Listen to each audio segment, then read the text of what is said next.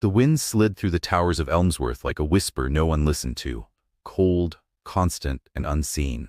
Below, the city pulsed with life, neon lights blinking through the mist, footsteps echoing on wet pavement, a million lives tangled in motion. But high above it all, in a penthouse overlooking the dark sprawl of Rosemere Park, time had frozen. Nathaniel Hart sat alone, his back to the glass, the world at his feet. He held a glass of whiskey, not out of thirst, but habit. Like the suits he wore, or the walls he built inside himself. Power clung to him like a second skin. He'd built an empire from concrete and calculation. He had everything the world applauded: wealth, reputation, control. But in his eyes there was only distance. As if even his own life was just another deal, closed long ago. Across the room, Clara stood by the fireplace.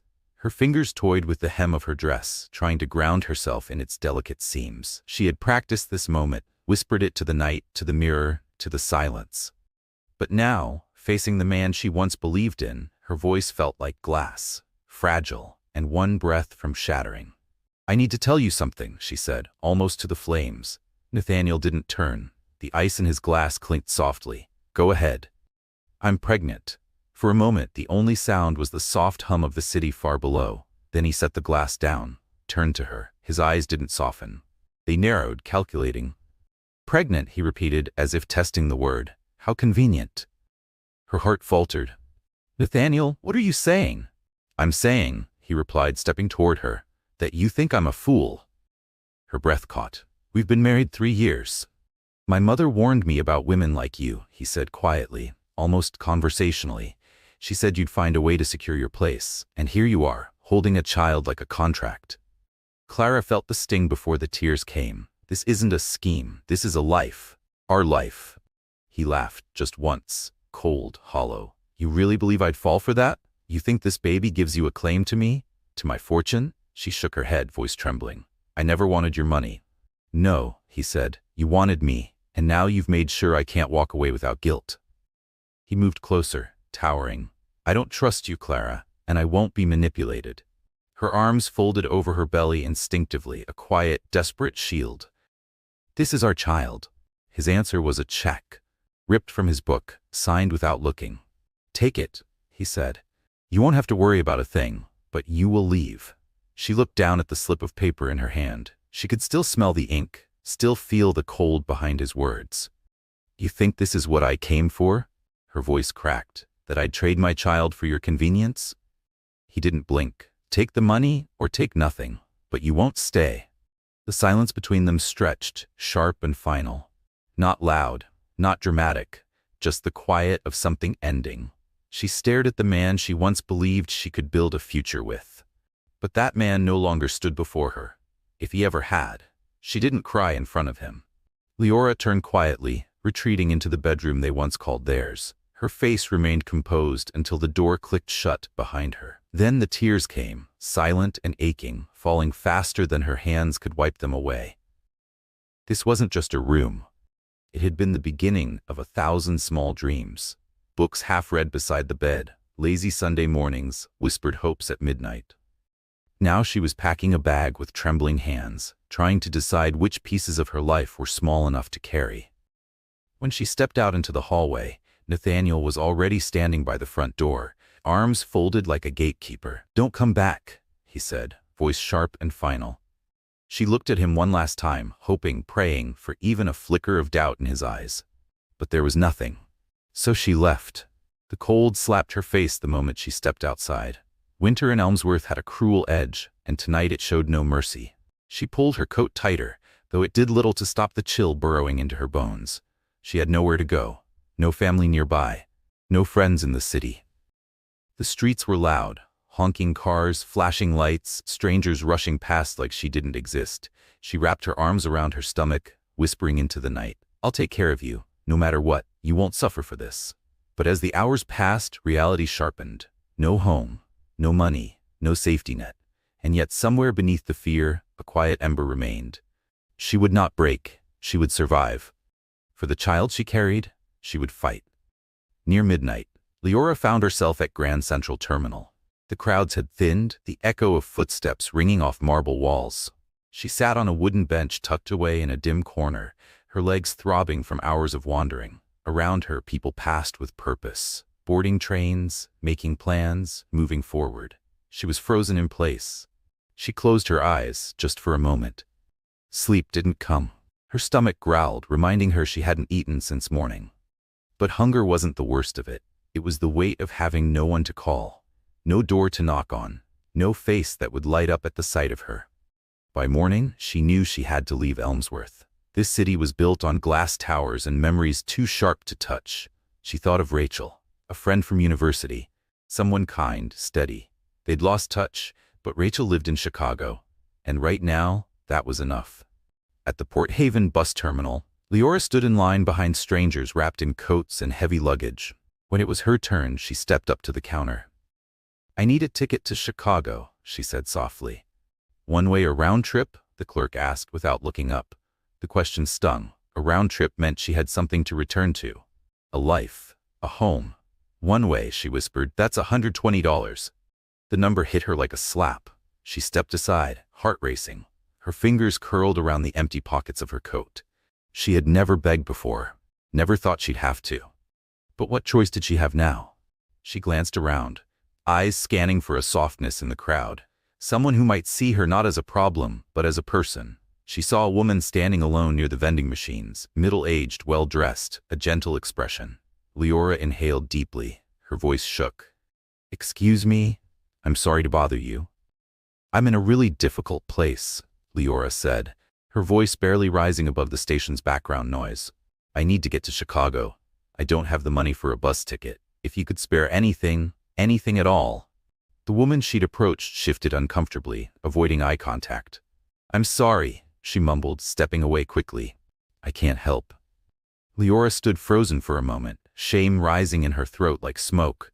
She tried again. An elderly man in a wool coat, a businessman checking his watch, a young couple holding hands. Each time the reaction was the same. Polite refusal, forced smiles, or worse, eyes that refused to see her at all. Her cheeks burned, her hands were shaking. She felt invisible and exposed all at once. She was just about to give up when she felt a gentle tap on her shoulder. She turned. A tall, lanky man stood behind her, his face kind, his clothes worn, his eyes carrying stories that only hardship could write. "Chicago, huh?" he said with a small smile. "That's home. Grew up on the South Side." She nodded, embarrassed. "It's $120. The man didn't flinch. He reached into his coat, pulled out a thin wallet, and counted out the exact amount. He handed it to her without hesitation. "I've been where you are," he said simply. "Just promise me something. When you can, pay it forward." Tears welled in Leora's eyes. "I will. I promise. You have no idea what this means to me." An hour later, she sat by the window of a Greyhound bus, watching Elmsworth fade behind her in flickers of light and concrete. She didn't know what waited for her at the other end. She didn't know if Rachel would open her door. But for the first time since Nathaniel had cast her out, hope stirred in her chest, not as a roar, but a whisper. Morning arrived with a chill as the bus rolled into Chicago. The city was alive but not loud, less polished than Elmsworth, but somehow warmer, more human. It reminded her of a life before love became conditional. She had Rachel's address, pulled from an old holiday card. No phone, no warning, just a name and a memory of kindness. She used the last of her money on a cab, heart hammering against her ribs as the car moved through Lincoln Park's quiet streets. When the driver stopped in front of a modest apartment building, Leora hesitated. What if she's not there? What if she's forgotten me? Still, she forced herself to knock. Seconds dragged. Then the door opened. Rachel stood there. The years showed in her face, but so did something deeper. Recognition, concern, warmth. "Leora?" she gasped. Tears broke free from Leora's lashes. I didn't know where else to go." Rachel's eyes swept over her, exhaustion in her features, the way she protectively cradled her stomach. She didn't hesitate. She pulled Leora into a hug. "Come in." The warmth hit her like a tide. The scent of coffee, the quiet hum of a radio, books lined every shelf, photos of laughter frozen in time. Rachel led her to the couch, tucked a soft blanket around her shoulders, and sat beside her. "Tell me everything." Leora took a breath that shook her to the core. And she told her. About Nathaniel. About the baby. About the night she was left with nothing but a bag and a name. Rachel said nothing for a long while. When she finally spoke, her voice was tight with fury. "That bastard," she muttered. "You deserved better than him the day you met him." Leora wiped her cheeks. "I don't know what to do. I have no job, no home. I can't raise a baby like this." Rachel reached for her hand and squeezed it. "You're not alone. Not anymore. Stay here. As long as you need. We'll figure it out together." For the first time in days, Leora felt something give way in her chest. Not despair, but relief. She wasn't alone, and maybe, just maybe, she'd been given a chance to begin again. The sound of distant traffic filtered through the apartment windows, a hum that became strangely soothing over time. But more comforting than the city's rhythm was Rachel, the woman who had opened her door without hesitation, and, in doing so, had become more than an old friend. She was family now. And yet, no matter how warm the blankets or kind the gestures, Leora knew she couldn't stay sheltered forever. She needed to find her own footing. Not just for herself, but for the child growing quietly inside her. She needed to build something real. The job hunt was grueling. Without a college degree or any savings, her options were limited. Day after day, she walked through downtown Chicago, filling out applications in cafes, small shops, anywhere with a help wanted sign taped to the window. The rejections were steady. Some were polite. "We're looking for someone with experience." Others barely offered eye contact. But she kept going, because giving up wasn't an option. One gray afternoon, after hours on her feet, Leora stumbled upon a small diner in River North. The scent of grilled onions and warm pie drifted through the doorway. A faded sign on the window read, "Help Wanted." With a flicker of hope, she stepped inside. At the counter, a woman in her 50s was drying a mug, her eyes sharp behind smudged reading glasses. She looked up. "What can I get you?" "I saw the sign," Leora said quietly. "Are you still hiring?" The woman studied her for a long moment. "Ever worked in food service?" Leora shook her head. "No, but I learned quickly. I really need this job." The woman sighed, setting the mug aside. "It's long hours, crappy pay, and some customers bite harder than the burgers. Think you can handle that?" Leora nodded without hesitation. "I'll do whatever it takes." The woman introduced herself as Margaret, the diner's owner. With a skeptical glance, she handed over a worn apron. "Morning shift. Tomorrow. Don't be late." Leora could barely hold back tears. It wasn't glamorous, it wasn't secure, but it was something, a place to begin. That evening, she shared the news with Rachel over dinner. Rachel beamed and pulled her into a hug. "See? You're already building something." The next morning, Leora arrived at the diner before sunrise. It was a modest place, filled with the scent of burnt coffee and familiarity. Truck drivers, city workers, lonely old men reading the paper, all of them regulars, all of them pieces of the city she was learning to belong to. The work was exhausting, taking orders, scrubbing tables, smiling through rudeness.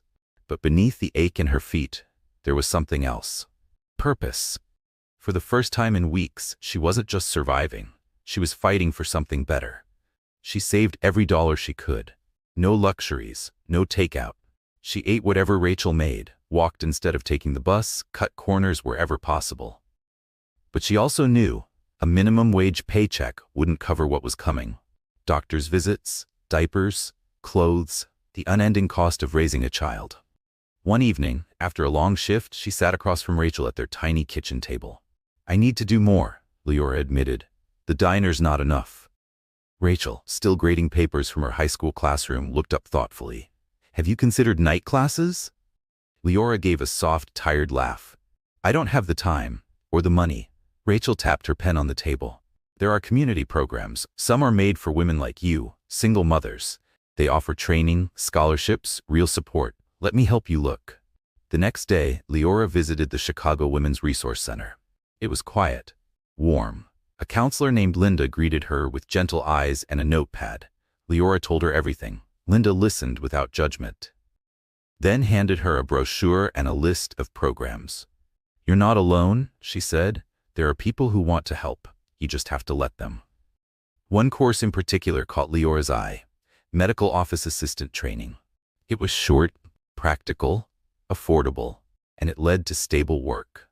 Something shifted inside her. Maybe this wasn't the end of the road, maybe it was the very beginning. Leora signed up for the training course that same afternoon, her heart set on one thing: giving her child the kind of future that didn't start in fear. As the weeks passed, so did the seasons. Her belly grew steadily beneath oversized sweaters, but so did her determination. She balanced her shifts at the diner, late-night classes, and prenatal appointments with quiet grit. Exhaustion became her constant companion, but she carried it like armor, because every step forward was for her child. At the diner, Margaret took notice. She didn't say much, but she started treating Leora with something close to respect, leaving extra slices of pie in a to-go box, slipping sandwiches into her bag when no one was watching. And Rachel? Rachel remained her lighthouse. Every late-night study session, every long shift, every moment of doubt, Rachel was there, steady and unshakable. One quiet evening, Leora sat on the edge of her bed, folding tiny onesies Rachel had found at a second-hand shop. Her fingers trembled over the soft cotton. It still felt surreal, this new life waiting to arrive. Then she felt it, a flutter. She froze, placed a hand over the small curve of her stomach. Another flutter, stronger, clearer. A kick. A soft gasp escaped her lips. Her eyes filled. "You're really in there," she whispered, her voice thick with awe. "You're really coming." It was the first time she felt it. Not just the responsibility, not just the weight, but the love. Deep, fierce, unshakable. A love that softened all the bitterness Nathaniel had left behind. Meanwhile, in New York City, Nathaniel Hart lived as if none of it had ever happened. His name was printed in glossy finance magazines, his empire sprawling across real estate, investment, and luxury. Women came and went, none of them lasting long enough to matter. He told himself he'd made the right decision, that Leora had been a misstep, that whatever had been growing inside her wasn't his concern. He never once thought about the child he had left behind. But fate rarely forgets. And 20 years later, the woman he'd discarded would return, not broken, but radiant, not lost, but whole, and far stronger than he could have imagined. Back in Chicago, Leora's life unfolded in quiet victories. The months turned into years. And from the moment her son was born, on a snowy morning at Northwestern Memorial Hospital, everything changed. She named him Daniel. The moment his tiny fingers wrapped around hers, Leora made a silent vow. "You will never feel abandoned. Not the way I was." The early years were brutal. She worked long shifts at the diner, then late nights studying medical codes and front desk procedures. When she couldn't be home, Rachel became Daniel's second mother, rocking him to sleep, reading bedtime stories, whispering lullabies. There were nights Leora came home bone-tired, her body aching. But one sleepy smile from Daniel made it all worth it. When he turned 5, Leora finally left the diner behind. She'd completed her training and landed a full-time job at a pediatric clinic in Lincoln Park. The salary wasn't high, but it was stable. She moved them into a tiny 2-bedroom apartment, modest but warm, safe. She gave Daniel everything she could. Secondhand books, warm coats, Sunday trips to the library, small treats when paychecks allowed. He never felt the absence of wealth, only the abundance of love. In the beginning, she still thought about Nathaniel. There were moments of anger. Nights she wondered if he ever regretted what he'd done. But in time, she realized, dwelling on him didn't rebuild her life. Loving Daniel did. Nathaniel had chosen to forget them. She had chosen to begin again. Daniel grew into a bright, kind-hearted boy with Leora's dark hair and fierce determination.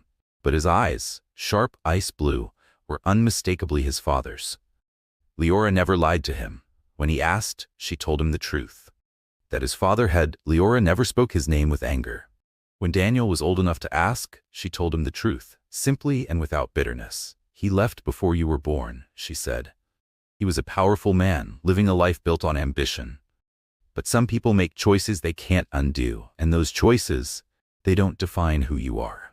Daniel had never asked much more, because for him, his mother was the world. Her strength, her laughter through exhaustion, the way she never let the weight of life take away her warmth. She was everything he needed. By the time Daniel turned 18, he had grown into the kind of young man Leora had once only dared to imagine. Sharp-minded, deeply kind, and quietly determined. When the acceptance letter from Columbia University arrived, Leora cried.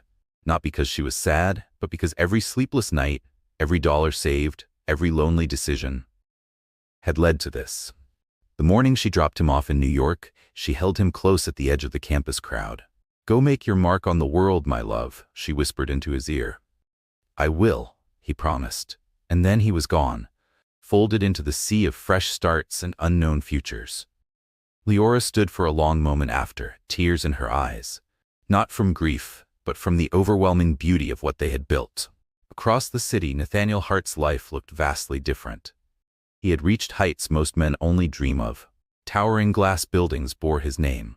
Magazine covers, awards, power that pulsed through every handshake.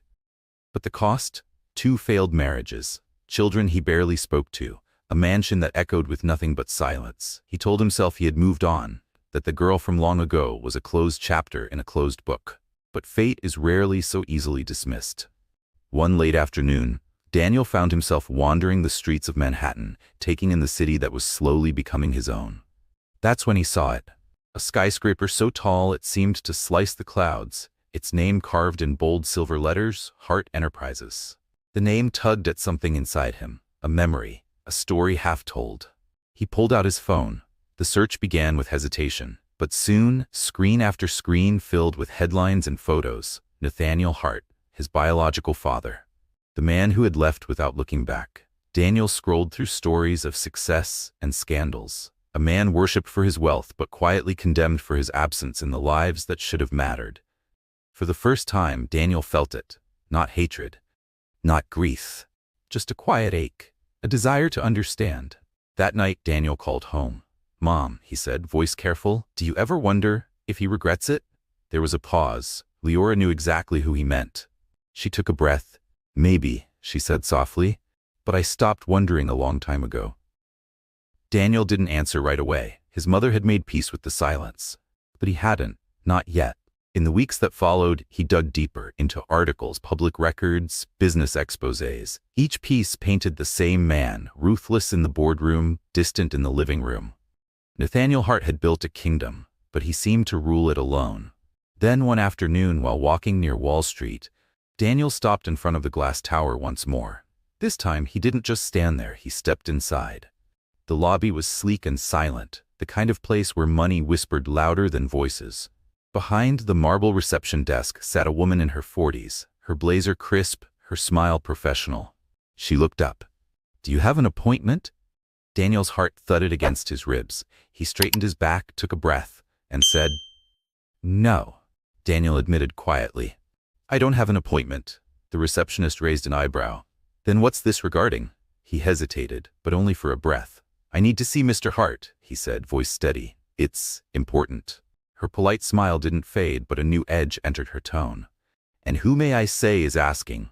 Daniel stood taller, even as his heart pounded in his chest. "I'm his son." Silence. The woman, sleek, composed, and practiced, stared at him as if he'd just spoken in a foreign language. For a long moment, her expression didn't shift, but her eyes did. Behind the surface professionalism, something flickered. Surprise and curiosity. She studied him. His face, his stance, as if trying to place a ghost she didn't know she'd been warned about. Daniel held her gaze, though his throat had gone dry. He hadn't planned this, hadn't thought beyond walking in. But now that the words had been spoken aloud, now that they echoed in this glossy marble lobby, it all felt terrifyingly real. He was Nathaniel Hart's son, the son of the man who had walked away before he was even born. The man who had built this tower of steel and glass and left his past buried beneath it. And yet, here he was, knocking. "Do you have any identification?" she asked finally, her voice more guarded now. Daniel pulled out his license. She glanced at the name Carter and blinked once. It told her nothing. Of course it wouldn't. He carried his mother's name. "Wait here," she said curtly, then disappeared behind a sleek glass door. Daniel stood alone, surrounded by silence and the subtle hum of wealth. Polished stone floors, towering ceilings, curated artwork too expensive to touch. Everything here whispered control.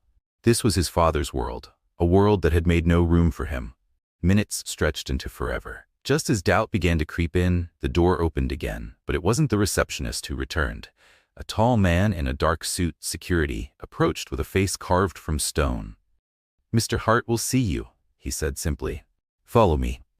Daniel's pulse raced. He followed the man through a labyrinth of glass and marble, each step echoing with the weight of what he was about to do. Finally, they stopped at a set of massive oak doors. The guard pushed one open. The office was vast, floor-to-ceiling windows offering a panoramic view of Manhattan's skyline, modern, immaculate, untouchable.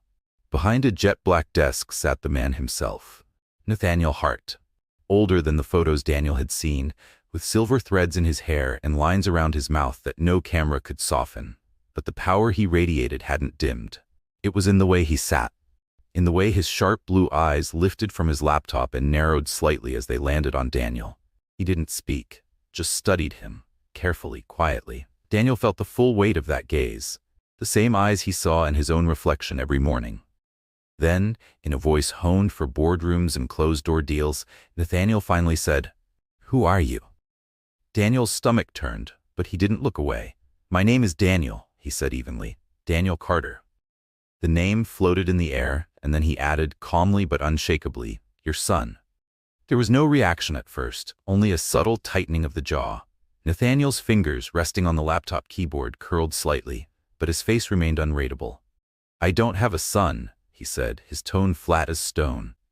Daniel let out a quiet, bitter laugh. "Yeah," he said, "I figured you'd say that." He took a step forward. "I'm not here to ask for anything. I just want you to hear the truth you walked away from. You left my mother when she was pregnant. You knew, and you chose power over people. Over us. You threw her out," Daniel said, his voice low but trembling with fire. "You treated her like she was disposable. She raised me on her own. She worked herself into the ground so I could have a life, while you sat here in your empire, pretending we didn't exist." Nathaniel exhaled slowly. The words seemed to land harder than he'd expected. He stood and circled the desk, his steps measured, careful. Up close, Daniel could see it. Just for a moment, something flickering in his father's eyes. Was it regret? Recognition? Or just the surprise of being found? "Leora Carter," Nathaniel murmured, almost to himself. That was her name. When his gaze returned to Daniel, it was no longer blank. There was something new behind it, something raw. "She never tried to contact me." Daniel's jaw clenched. "Why would she?" he snapped. "You made it clear she wasn't welcome. She left with nothing, but she left with dignity. She didn't come crawling back. Because she never needed you." Nathaniel looked away, his hand dragging across his face like the weight of time had finally caught up to him. For the first time, he looked tired. Not from work, from truth. "You shouldn't be here," he said softly. Daniel's heart pounded. "Because it ruins the image?" he shot back. "Because I don't fit the story you've told yourself all these years?" He shook his head, hurt sharpening his voice. "I didn't come here for money. I don't want anything from you. I just needed to look you in the eye and ask one question. How does a man walk away from his own child and never once look back?" Silence settled over the room like dust. When Nathaniel finally spoke, his voice was rough. "You think it was easy?" He turned to the window, his reflection ghosting in the glass. "I was young, hungry, ambitious. I wasn't ready to be a father." He looked back, his eyes harder now. "And if I had tried, if I'd reached out, do you think she would have let me in?" Daniel hesitated. He didn't know. Leora had never spoken about wanting Nathaniel back in their lives. But that didn't make the question fair, or right. "You didn't try," Daniel said quietly. "That's the difference." Nathaniel studied him, and something, just something, cracked. "You're right," he said. "I didn't." Daniel took a deep breath. He had come seeking answers, and maybe he got them. Just not the ones he wanted. His father wasn't a monster. He was worse. He was a man who had chosen the silence, and then lived with it. "I don't know what I expected," Daniel said, shaking his head. "I guess I just needed to see it for myself." He turned toward the door, but just as his hand touched the handle, Nathaniel spoke. "Daniel." He didn't turn around. A beat passed, then another. "What does your mother think about you being here?" Daniel's hand tightened on the knob. Slowly, he turned just enough to meet Nathaniel's eyes. "She doesn't know," he said, "but I think she stopped thinking about you a long time ago." And with that, he walked away, leaving Nathaniel Hart standing alone in the heart of his empire, staring at the son he never knew and would never truly have. Outside, the autumn air of Manhattan wrapped around Daniel like a second skin. The sky was sharp with wind, the city alive with movement, but inside him, everything was still. He had come hoping for answers. What he found was silence, and somehow, that said everything. Daniel had spent years imagining this moment, rehearsing it in his mind like a scene in a film. the confrontation, the questions, the reckoning. But reality had been quieter, colder. There had been no slammed fists, no raised voices. His father hadn't begged for forgiveness, hadn't even offered an excuse. There were no tears, no redemption, just indifference. And somehow that stung more than rejection ever could. Because rejection meant you were seen. Indifference meant you were nothing. Daniel wandered through the city without aim, the blur of honking taxis and passing strangers washing over him like static. His phone buzzed again in his pocket. He didn't check it. He knew who it was. His mother. She had no idea he was here. He hadn't told her. He wasn't ready, not for the questions, not for the sigh in her voice, not for the quiet, "I told you so." He just needed space. Time to feel everything he didn't expect to feel. Eventually, he found himself in Central Park, on a bench facing the lake. The trees had begun to turn, shedding leaves like whispered reminders that even the strongest things must let go. He watched joggers pass, couples walk by, children laugh in the distance, and then he thought of her, his mother. How many parks had she taken him to? How many scraped knees had she kissed? How many times had she come home exhausted from double shifts but still made time to help with homework? She had been everything. And the man who had given him life? He had given nothing. Daniel finally took out his phone. Missed calls, messages. One caught his eye. "Call me. It's important." His chest tightened. He hesitated, then dialed. She picked up on the first ring. "Daniel," she breathed, relief flooding through her voice. "Where have you been? I've been trying to reach you all day." "Sorry, Mom," he said softly, rubbing his temple. "I just needed to clear my head." There was a pause. "Where are you?" "In the city," he admitted. Silence again, and then without accusation, just quiet knowing, she asked, "You went to see him, didn't you?" Daniel exhaled. "Yeah." The pause that followed was long, heavy. When she spoke again, her voice had changed. Softer, sadder. "I thought you might, eventually." "You're not mad?" She gave a small laugh, but there was no joy in it. "Mad? No. Just," she sighed. "I guess I always knew this day would come. I just hoped maybe you wouldn't need to go looking for answers that would never satisfy you." Daniel leaned forward, elbows on his knees. "I don't know what I expected, but he didn't care, Mom. He didn't even pretend to." His voice cracked. He just accepted it, like leaving us was just another business decision. There was quiet again. Then she said what Daniel hadn't been ready to hear, but needed more than anything. "That's who he is, sweetheart. That's who he's always been." Daniel swallowed hard. "Did you ever try to reach out to him?"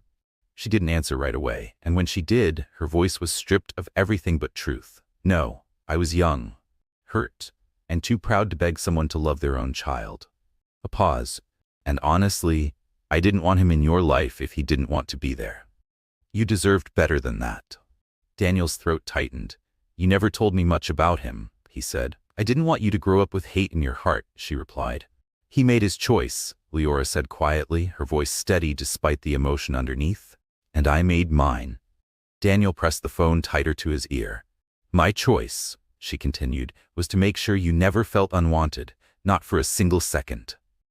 He swallowed hard, his chest tight with emotion.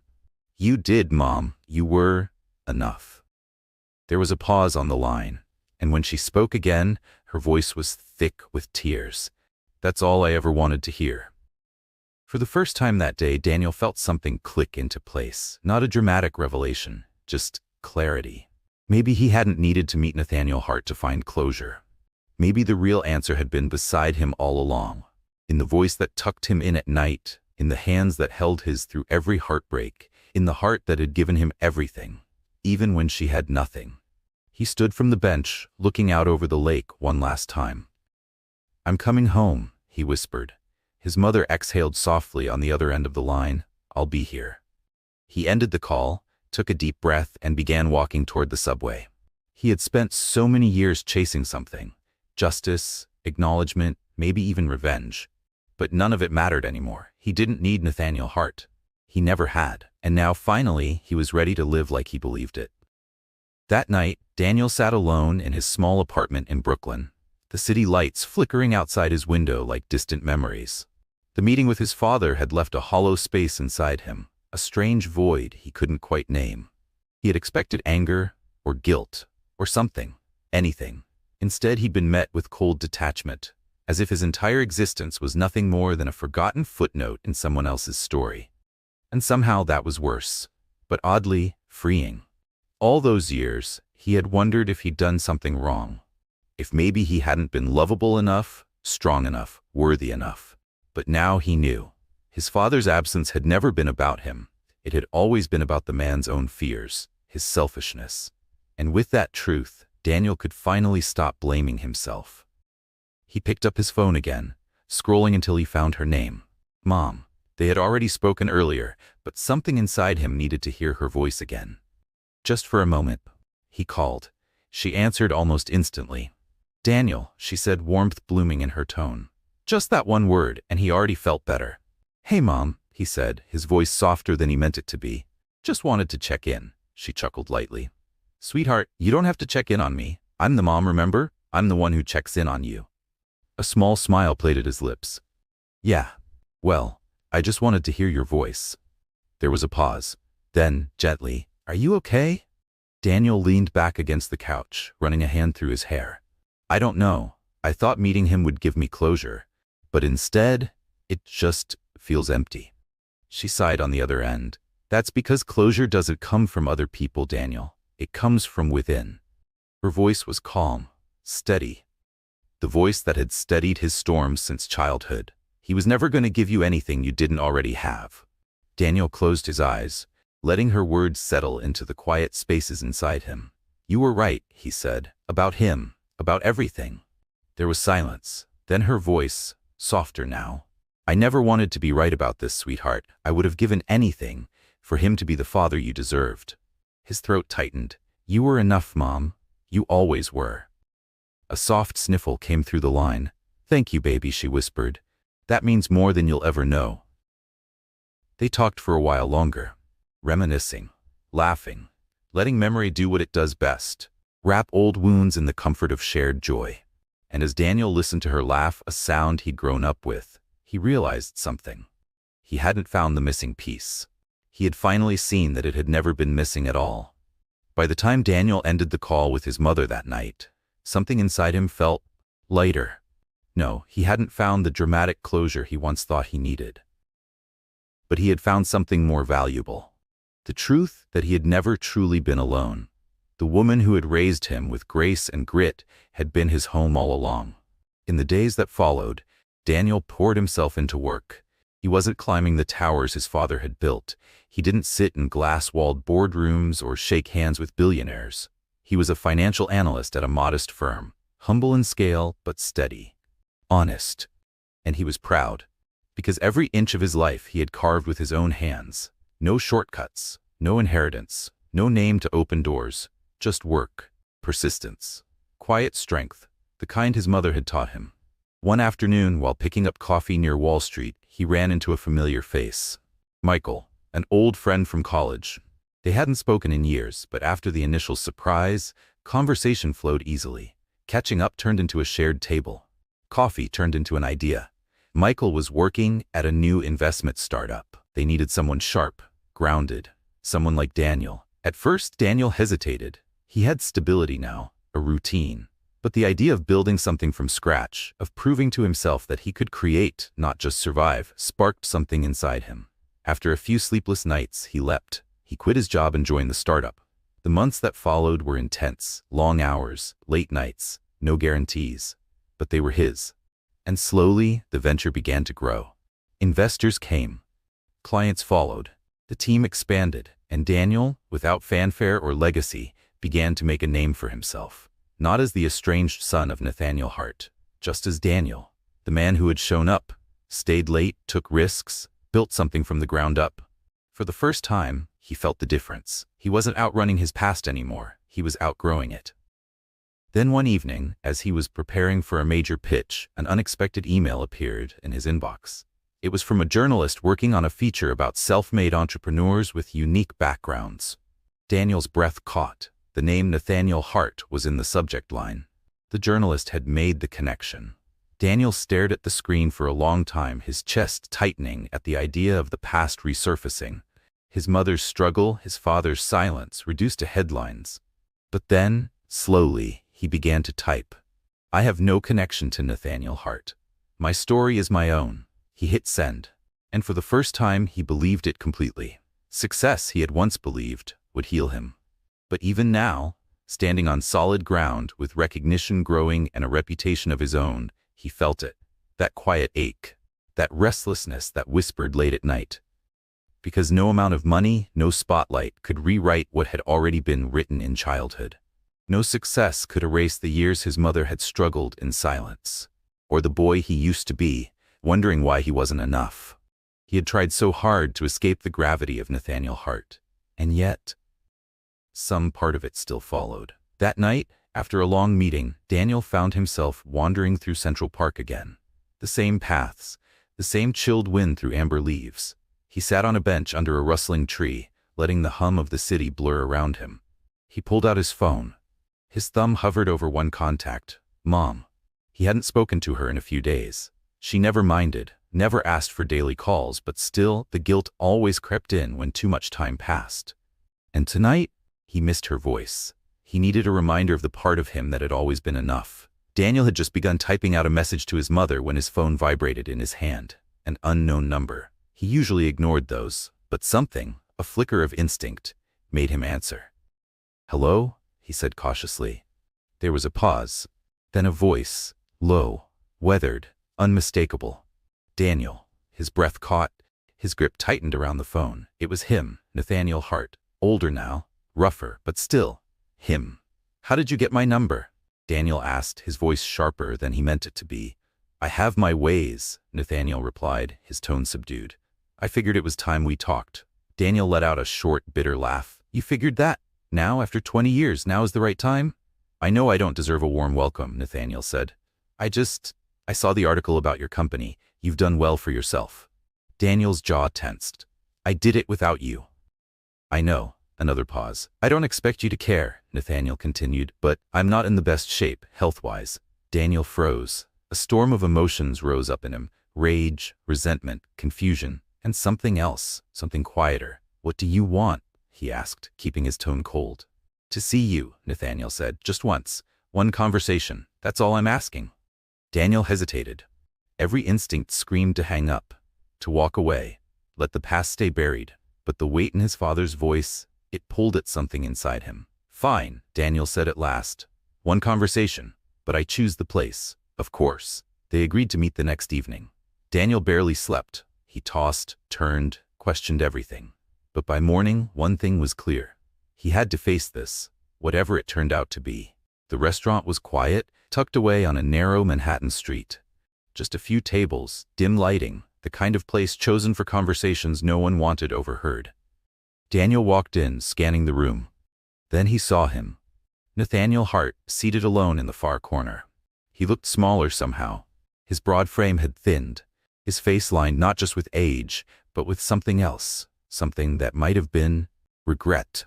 Daniel approached slowly and sat across from him, keeping his expression unreadable. "So talk." Nathaniel took a slow breath. "I've made a lot of mistakes," he began. "I won't make excuses for them, but leaving you and your mother was the worst one." Daniel scoffed. "You don't get to say that now. You had decades to fix it." "I know," Nathaniel nodded, "and I don't expect forgiveness, but I do want to explain." He looked down at his hands, gathering whatever strength he had left. "When your mother told me she was pregnant, I wasn't afraid of being a father. I was afraid of losing everything I had built. My image, my empire, my control. So I ran. I convinced myself I could outrun my failure." Daniel's voice trembled with quiet fury. "You didn't just run. You abandoned us. My mother worked herself to the bone while you lived in luxury. You left us with nothing." Nathaniel's voice dropped. "I know, and I've regretted it every day since." He exhaled slowly. "I told myself I was doing you a favor, that staying away would give you a better shot at life. But the truth is," he looked up, "I was a coward." Daniel stared at him, trying to read the man beneath the lines in wariness. This wasn't the arrogant executive from the glass tower. This was someone else. Someone breaking. "Why now?" Daniel asked. "Why reach out after all this time?" Nathaniel hesitated. Then, slowly, he pulled back the sleeve of his shirt, just enough to reveal a hospital bracelet. "Stage 4. His voice was barely above a whisper. "The doctors say I have months, maybe less." Daniel's pulse pounded as the words sank in. Less than a year, maybe only months. Nathaniel Hart, the man he had spent his whole life resenting, was dying. He had always imagined this moment differently. If it ever came, he thought he would feel vindicated, relieved even. But instead, he felt something break inside. The silence between them stretched. Then, in a voice barely above a whisper, Daniel asked, "What do you want from me?" Nathaniel met his eyes. "Not money, not pity," he said softly. "Just a chance to know my son before it's too late." Something cracked in Daniel's chest. Not enough to be called forgiveness, not yet, but enough to make him stay seated. Because walking away now wouldn't erase the past, and it wouldn't stop the pain either. That night, Daniel sat alone in his New York apartment, the city lights beyond the window painting reflections on the glass. He had always pictured this meeting with his father ending in triumph, him standing tall, successful, throwing his achievements in the man's face. But that fantasy had died the moment he saw Nathaniel again. There had been no arrogance left, no cold superiority. Only a sick man, trying to gather the pieces of a life built on running, and somehow that changed everything. In the days that followed, Daniel buried himself in work, meetings, reports, late nights at the office, anything to outrun the memory of that hospital room. But it stayed. His father, once a ghost in the background of his life, was suddenly very real. And very human. He hadn't told his mother yet. He wasn't sure how. She had lived through enough. But every time his phone buzzed and her name appeared, he felt it, the need to hear her voice. To remember the woman who never left, who never stopped choosing him. On the third night after their meeting, Daniel found himself driving without knowing where he was going. Until he realized. He did. The hospital stood quiet beneath the city's glow, its windows like watchful eyes. He hesitated at the elevator, at the hallway, at the door, and then, finally, he stepped inside. Nathaniel looked smaller than he remembered. The tubes and machines did little to hide the truth. His body was giving up.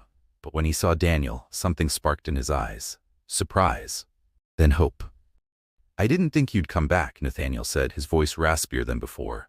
Daniel lingered at the door. "I don't know why I did," he admitted. Nathaniel motioned to the chair beside the bed.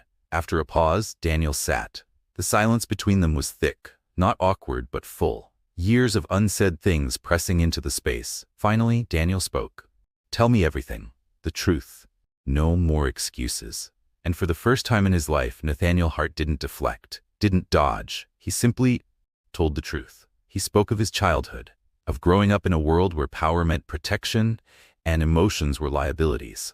He spoke of meeting Leora, how he'd loved her in the only way he knew how, recklessly, selfishly, how she had scared him because she saw through the mask, because she made him feel things that threatened the empire he had built.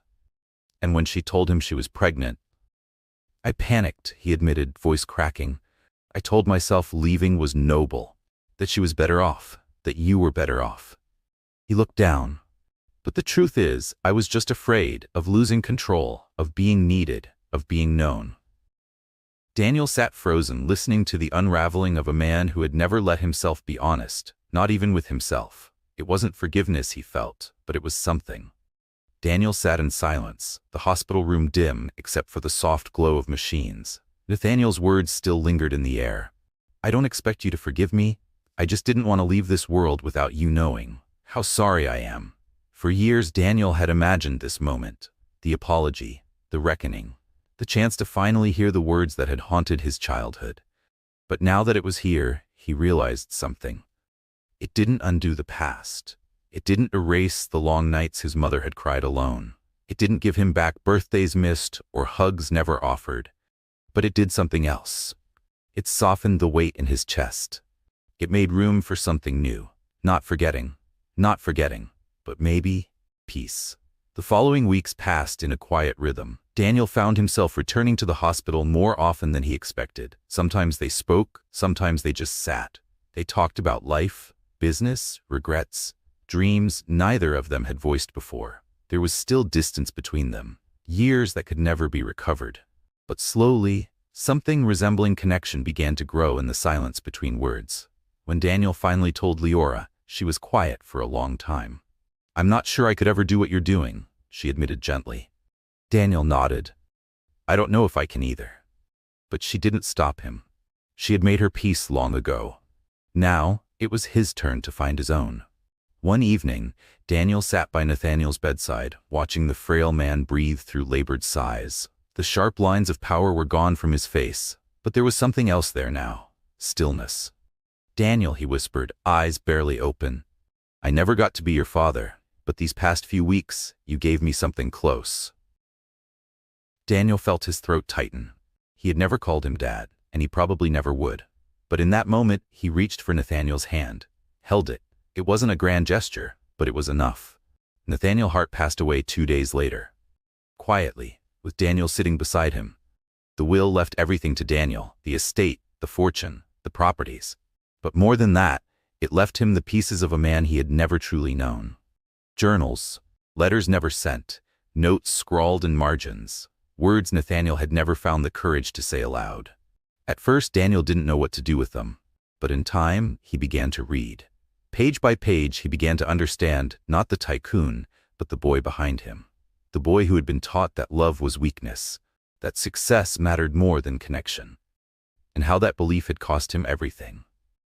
Months later, Daniel stood at the window of his office, watching the city hum below. He had built a life here, one that wasn't defined by anyone's legacy, but his own. For years, he had chased success, not for joy, but to prove a point, to show he didn't need Nathaniel. But now, for the first time, he realized something. He wasn't running anymore. Not from the past, not from the hurt, not even from his father's memory. He was moving forward. Not in defiance, but in acceptance. Because the truest kind of freedom doesn't come from erasing the past, it comes from learning to live with it, and still choosing love anyway. To our esteemed audience, we extend our heartfelt appreciation for accompanying us on this emotional and deeply human journey. Your presence, attention, and empathy have meant more than words can fully express. This story was not merely a narrative of loss and reconciliation. It was a reflection on the resilience of the human spirit, the weight of choices, and the quiet power of forgiveness. It is our hope that through Daniel's journey, you found moments of recognition, perhaps even healing, within your own. Thank you for allowing this story to unfold before you, for your openness to its message, and for the time you gave to every word and every silence between. Should this story resonate with you, we humbly invite you to share it, so that its message may reach those who need it most. With deepest respect and gratitude.